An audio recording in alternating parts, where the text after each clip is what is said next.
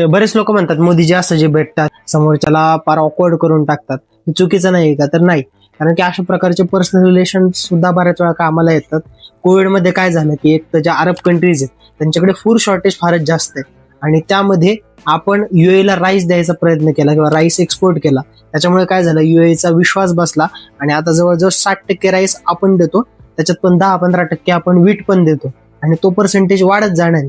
याच्यामुळे काय होईल की आता समजा जर युद्ध आणखीन जास्त लांब गेलं तर भारत सगळ्यात सुरक्षित वेने म्हणजे ओमानने फूड जे ओमान थ्रू आणि मग सौदी असेल आणि बाकीचे जे अरब कंट्रीज आहेत तर त्यांना प्रोव्हाइड करेल. याच्यामध्ये भारताचंही प्रॉफिट होतं. आणि ते पे बॅक केव्हा करतात, तर ज्यावेळेस 370 हटवलं गेलं तसं असं वाटलं होतं की बरेच लोक पाकिस्तानच्या बाजूने बोलतील, बरेच जे वायसेसचे नेशन आहेत, अरब देश आहेत, ते पाकिस्तानच्या बाजूने बोलतील. पण युएई सगळं बरेच देश जे मुस्लिम आहेत तर ते बोलले की हा त्यांचा इंटरनल पॉइंट आहे, याच्यात आम्ही काय बोलू शकत नाही. तर अशा प्रकारे ते पे बॅक करतात.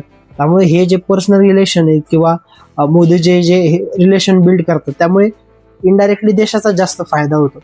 याविषयी तुम्हाला काय वाटतं, मला कमेंट सेक्शन मध्ये नक्की तुमचं मत ऐकायला आवडेल.